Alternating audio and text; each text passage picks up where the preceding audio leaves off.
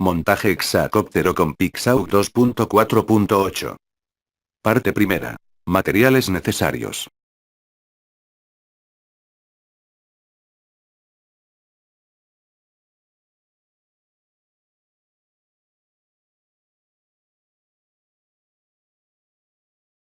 Lo primero que tenemos que hacer es montar las patas, para comprobar que no falta ningún componente.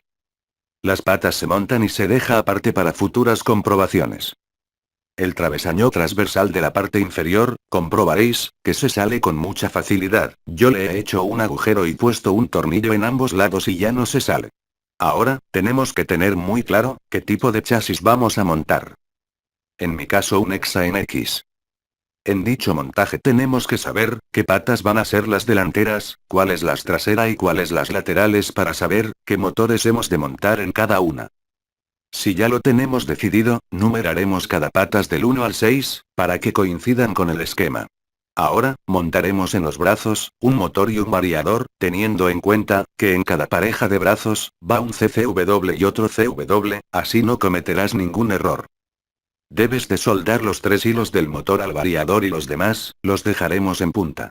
Ahora, montaremos la placa inferior del chasis que incluye PCB, distinguiremos una de otra, aparte de la PCB, porque la inferior solo lleva 2 tornillos para enganchar los brazos y la superior 4.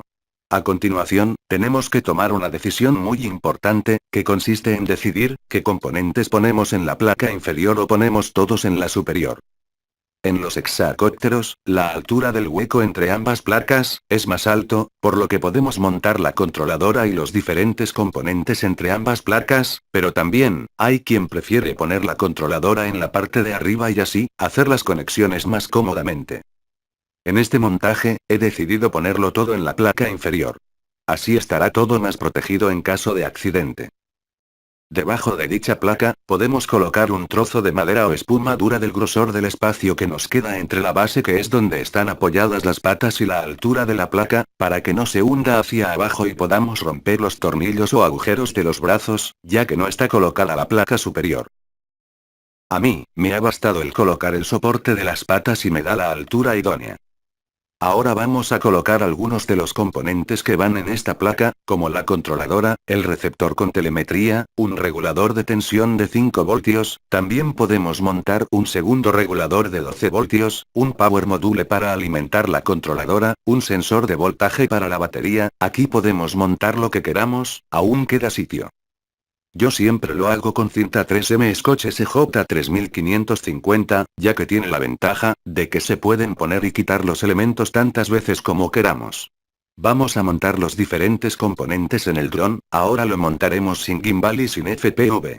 Así, será más ligero para realizar los ajustes, y cuando le hagamos las pruebas de vuelo en el exterior, será más manejable. Empezaremos, enumerando los diferentes componentes. Sensor de voltaje para telemetría, este sensor, no es imprescindible, pero a mí me gusta, porque ves en la emisora el voltaje real de la batería LiPo. A continuación, tenemos el LED externo RGB, y interruptor de armado o desarmado de motores.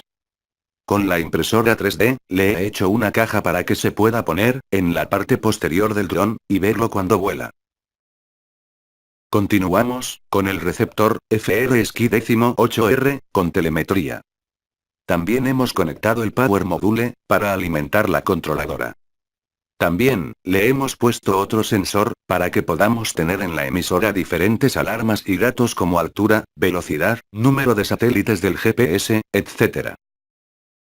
Tenemos a continuación, un módulo 3DR Wi-Fi, para poder conectar, el PC con el dron, y realizar la programación y ajustes de la controladora, ya que con el cable USB, a veces, se hace un poco engorroso. Ahora, tenemos un expansor de puertos I2C, como tenemos que conectar el LED exterior y el compás exterior también, es necesario instalar este componente, aunque no haría falta, si no montáramos el compás externo que va en el GPS. Y ya por último, tenemos la controladora Pixauc UV de 5 voltios y 3 amperios, este alimentador le da corriente a todos los componentes exteriores como servos, y además, es una segunda alimentación para la controladora, por si fallara el Power Module. Y ya para finalizar esta parte, montamos el dron y como comprobarán, le he hecho un soporte con la impresora 3D al GPS, para que quede centrado. Hasta un próximo tutorial. FJBF98